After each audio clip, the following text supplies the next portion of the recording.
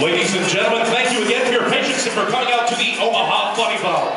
At this time, please welcome back to the stage your MC, Austin Henderson.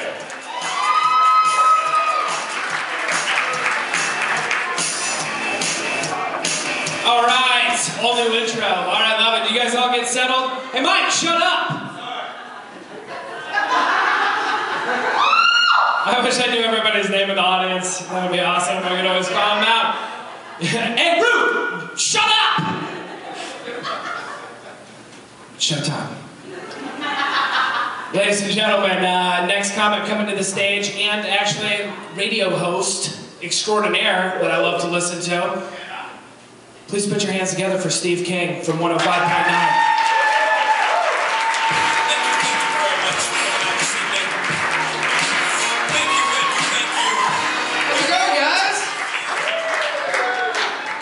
Set my drink down. Hey, thanks everybody for coming out tonight for the American Cancer Society. Absolutely a great organization, a great event tonight. We're raising money for... Is anybody here from the American Cancer Society? What, are they all out fucking curing cancer? Thank you, I appreciate that. Actually, the radio station and I, we've done some work for the American Cancer Society. We've done, for March is National Colorectal Cancer Month. So we do bottoms up Omaha, encouraging everybody to go out and get a colonoscopy. Really, I just do it because I like to say the word rectal on the air. It's really, because I'm a child. I seriously need to grow up. Actually, we had an oncologist on the air with us talking about it, and he said, you know, we're really glad you guys are bringing attention to like colon cancer because it's not one of the sexy cancers. Sexy cancers? I didn't know there was like a maxim list where they're like, well, melanoma's kind of hot, but you know. No, everybody knows the sexy cancer is breast cancer. That's what he said. That's his words, not mine, right? Because that's where, you know, you go. I did the run this last year for breast cancer awareness. Yeah, I run. Shut up. So I did the run, and they have like all the cool t-shirts for the teams. They're like, you know, this run's for the girls. Big or small, we want to save them all. Jogging for jugs. It's one of my favorites. I want to see the colorectal cancer 5K. I want to see the shirts for that. Running for your whole family. Right? It'll look good on a shirt. Digging deep for colon cancer. We'd run to the moon for Uranus. I told you, seriously, I've got to grow up. Actually, I realized that I've got a lot of growing to do. The other morning, I was sitting in my living room in my couch cushion fort I had built. It was my impenetrable fortress. Nobody can see me in here. It was impenetrable until my children came and ripped the blanket roof off like an 8-year-old tornado in the living room. No, actually, I started thinking, I was like, you know, I gotta do something with my life. You know, I mean, I'm on the radio, I don't know, I'm immature, I gotta do something. I started thinking about it, and I'm like, when I was 13, I used to sit in my room alone and play music and talk to myself. Now I'm 42, I sit in a room alone and I talk to myself and play music. It's really not that different. Really, the only difference is, now I have a microphone, my voice is a little deeper, and I say the time twice. 7:05, 5 after 7, here's Foghat. That's pretty much the only difference. Now, but I've got to grow up. I realize that, you know, being a kid is fun, but one of my favorite memories as a kid is the summer road trip that the families would take. You know, I love to drive on a family road trip. I take the kids and my wife, throw them in the minivan, take them on 2,000-mile sheer hell trips across the country, because I think every child needs to grow up with that memory. The hell of being in a vehicle for hours and hours with your parents with nothing to do. Actually, that's not really true, because kids today, you've got Game Boy, you've got PlayStation, and DVD players. You got all this electronic Prozac for your kids now. So you don't even have to do all the cool stuff. When I was a kid, it was those car games. Remember the car games? Dad would announce, "The license plate challenge has begun." So for the whole next 1,000 miles, you had to find all 50 license plates. There was always one you couldn't find. Fucking Hawaii. Literally, in my lifetime, I have seen one Hawaiian license plate. That's it, one. And when I saw it, I called my dad. "Oh my God, I got Hawaii, I win! He didn't realize that I'd been playing the game since 1976. Do you think kids in Hawaii play that game? They're driving down, it's Hawaii again. It's Hawaii. Fuck, I need Iowa. Nebraska, Tennessee, and Florida, California. God damn it, I live on an island! It's terrible. The other game we used to play was the alphabet game. Did you guys play this one? You had to look on all the signs, A through Z, first one to Z wins. I never won that game either. And it's not because, I can't see here and I'm stupid, well. It's because I literally cannot remember the next letter in the alphabet after I got, like, the J.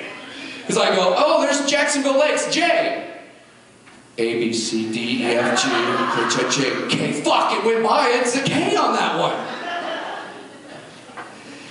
But as a kid, there were some negatives going on the family road trip. The family road trip in our house, we drove a 1971 Nova with no air conditioning and black vinyl interior. The perfect hot summer road trip car, right? So hot inside that thing you could roast burgers on the seat next to you. Which was great because that was the only way my dad was going to stop. He wouldn't stop that thing unless he was on fumes, so we'd eat in the car the whole time. And then, of course, you get to your destination, you've been in the Nova with the black seats, the vinyl, you get out, you got those marks on the back of your legs, and the little Nova emblem right there, it's burned into your thigh, and you got that for half your summer vacation. The other bad thing was bathroom stops. What bathroom stops? Like I just said, my dad never stopped for anything but gas. We could be on fumes, and somebody in the back seat would go, "Oh, what about a bathroom stop?" "Hey, we're making good time." Who's timing you, Dad? This is not like some kind of a rally race where you gotta get there at a certain time. To this day, he still does the same thing.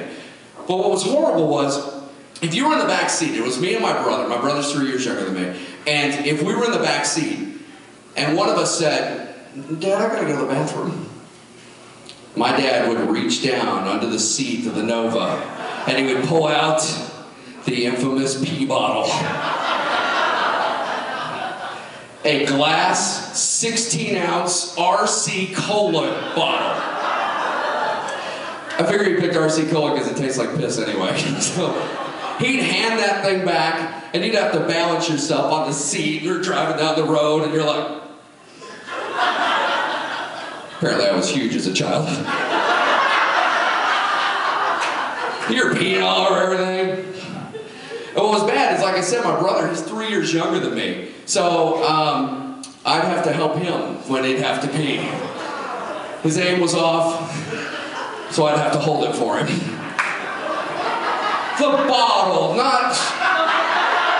Jesus, what kind of people do you think we are?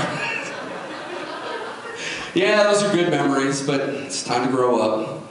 Grow up, get in shape. That's what I'm working on now, getting in shape. I've really kind of gotten into working out and losing some... I know I look like the before picture in a Nutrisystem ad, but seriously, I've lost 45 pounds in the last year. Thank you. Thank you. I've got 300 more to go. Actually, I've been going to the gym quite a bit, but what I found is my new love is yoga. I know when I walked out here, you're like, I bet that guy does yoga. Look at him. Does anybody here do yoga? Any guys do yoga? Really? Nice. Worst part about going to the yoga studio, and especially I go to Lifetime over here, so you gotta go through the gym to get there, is walking in with your little blue yoga mat. That's the worst part, because there is no manly way to you walk in, there's no manly way to, you're like, I'm gonna hide it behind my leg, I'm gonna do this, I'm gonna hold it over my shoulder like a rifle. And it never fails when I walk in. What happens is, I'm going through the gym and some dude's like, hey, you wanna spot me? No, I'm on my way to yoga with my blue mat. So I go to my first yoga class. Oh, so I go and I open up the door, and inside it's dark like this, and they've got like the sitar music, pling, pling, pling. I stand in the doorway, every head turns, they're all women, and they all have that same who farted look on their face. Because standing in the doorway was this unshaven, slovenly, sweaty mess of a man that they were just hoping was going to show up for yoga tonight. Because in a woman's mind, really, there are only two kinds of guys that do yoga, right? There's the really hot guy that's like super flexible, really buff, he's really into the yoga, kind of like a Matthew McConaughey kind of guy, right? And then there's the other guy. He's the guy that wants to stand in the back of the room and go, more downward facing dog, ladies. That's what I'm talking about right there. And let me just say, are yoga pants not the greatest invention of the 21st century? Holy crap! They can make anybody's ass look great. You put yoga pants on, any woman, no matter what her ass looks like, it's like, bam, J-Lo. I don't know what kind of reverse engineering from alien technology they have going on in those things, but it's spectacular.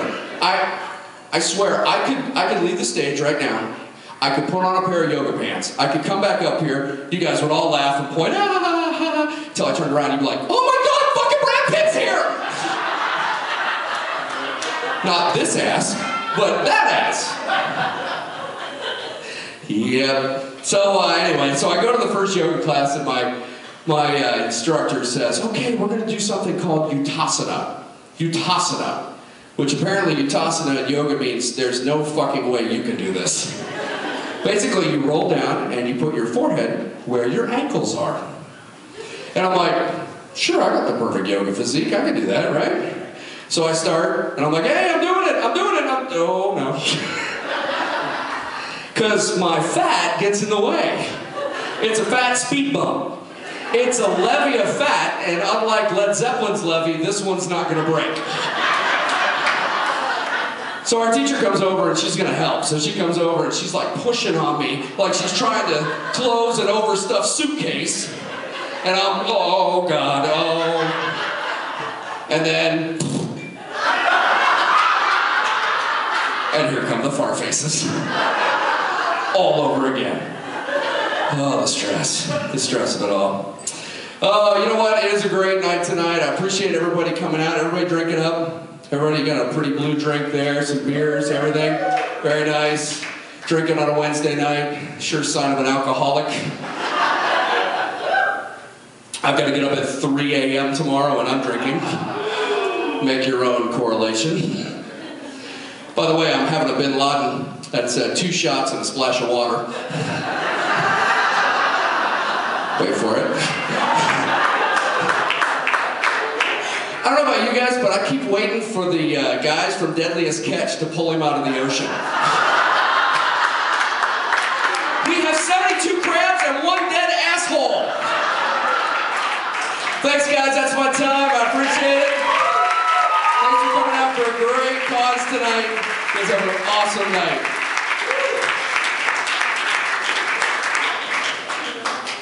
And give it up one more time for Steve King.